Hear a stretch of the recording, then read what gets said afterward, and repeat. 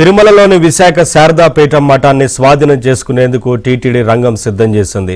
విశాఖ శారదాపీఠం అక్రమ నిర్మాణాలపై హైకోర్టులో టీటీడీకి అనుకూలంగా తీర్పు వచ్చింది. దీంతో టీటీడీ బోర్డు నిర్ణయంతో తిరుమలలోని విశాఖ శారదాపీఠాన్ని స్వాధీనం చేసుకునేందుకు టీటీడీ రెవెన్యూ విభాగం అధికారులు నోటీసులు జారీ చేశారు. ఈ అంశానికి సంబంధించి పూర్తి సమాచారాన్ని మా ప్రతినిధి జితేంద్ర అందిస్తారు. విశాఖ శారదాపీఠంకి టీటీడీ షాక్ ఇచ్చింది. విశాఖ శారదాపీఠానికి కేటాయించిన స్థలం కంటే ఎక్కువగా స్థల ఆక్రమణ చేయడంతో పాటు అక్కడ అక్రమ నిర్మాణాలు చేపట్టినటువంటి నేపథ్యంలో విశాఖ శారదాపీఠంని ఖాళీ చేయాలని చెప్పి కూడా మఠం నిర్వాహకులకు టీటీడీ రెవెన్యూ విభాగం అధికారులు నోటీసులు జారీ చేశారు. 15 రోజుల్లోపు భవనాన్ని పూర్తిగా కూడా టీటీడీకి అప్పగించాలని చెప్పి కూడా శనివారం టీటీడీ రెవెన్యూ విభాగం అధికారులు విశాఖ శారదాపీఠం నిర్వాహకులకు కూడా నోటీసులు జారీ చేసినటువంటి పరిస్థితి.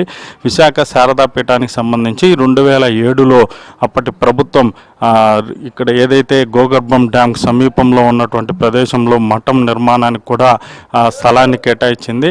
అయితే అప్పుడు శారదాపీఠం నిర్వాహకులు మఠాన్ని నిర్మించినప్పటికీ ఆ తర్వాత కొద్ది సంవత్సరాలకు శారదాపీఠంలో వెనక ఉన్నట్టు స్థలంతో పాటు ముందు ఉన్నటువంటి స్థలంలో ఇప్పుడు ప్రస్తుతం మనం విజువల్స్లో ఏదైతే చూస్తున్నామో ఇక్కడ కూడా అక్రమ నిర్మాణాలను కూడా చేపట్టారు. దాదాపు 2000 చదరపు అడుగుల పైగా ఆ స్థలాన్ని ఆక్రమించి ఇక్కడ భారీ భవంతులను కూడా నిర్మించినటువంటి పరిస్థితి ఉంది.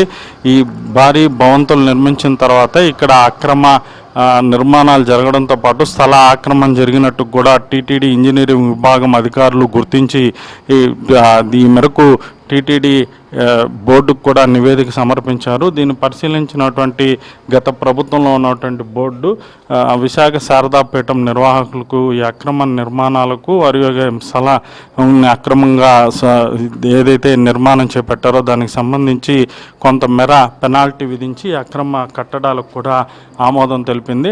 అయితే దీనిపైన ఆగ్రహించినటువంటి హిందూ సంఘాలు హైకోర్టును కూడా ఆశ్రయించాయి. విశాఖ శారదాపీఠం అక్రమంగా స్థల ఆక్రమణ చేయడంతో పాటు ఇక్కడ అక్రమంగా నిర్మాణాలు కూడా చేపట్టిందని చెప్పి టీటీడీకి సమర్పించిన ప్లాన్కు మించి భారీగా కట్టడాలు జరిపినట్లు కూడా వాళ్ళు హైకోర్టులో కేసు వేయడంతో దీనిపై హైకోర్టులో కేసు నడుస్తున్నటువంటి సమయంలోనే రాష్ట్రంలో కూటమి ప్రభుత్వం ఏర్పడడం, ఈ విశాఖ శారదాపీఠంలో జరుగుతున్నటువంటి అక్రమ నిర్మాణాలపై పలు మఠాలకు సంబంధించిన స్వామీజీలు వచ్చి నిరసనలు కూడా చేపట్టడంతో దీన్ని సీరియస్గా పరిగణించినటువంటి బోర్డు తిరిగి ఇంజనీరింగ్ అధికారులతో విశాఖ అక్రమ నిర్మాణాలు కట్టడాలపై నివేదిక సమర్పించాలని చెప్పి కూడా ఆదేశించింది. ఈ నేపథ్యంలో ఇక్కడికి వచ్చి పరిశీలించినటువంటి ఇంజనీరింగ్ అధికారులు విశాఖ శారదాపీఠంలో స్థల ఆక్రమణ జరగడంతో పాటు భారీగా అక్రమ నిర్మాణాలు కూడా చేపట్టారని చెప్పి టీటీడీకి సమర్పించిన ప్లాన్కు మించి భారీగానే కట్టడాలు చేశారని చెప్పి ఇది పూర్తిగా వైలేషన్ కింద వస్తుందని చెప్పి కూడా వాళ్ళు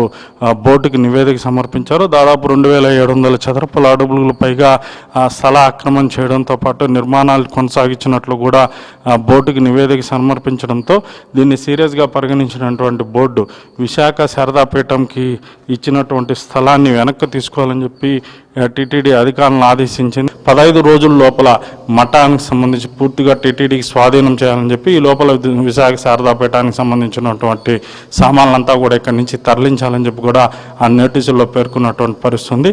ఈ నేపథ్యంలో మరికొద్ది రోజుల్లోనే విశాఖ శారదాపీఠాన్ని కూడా టీటీడీ స్వాధీనం చేసుకునేటటువంటి పరిస్థితి కూడా కనపడతా ఉంది. ఇది ప్రస్తుతం విశాఖ శారదాపీఠం వద్ద ఉన్నటువంటి తాజా పరిస్థితి. వీడియో జర్నలిస్ట్ లోకేష్తో జితేంద్ర కుమార్, ఏబిఎన్ ఆంధ్ర.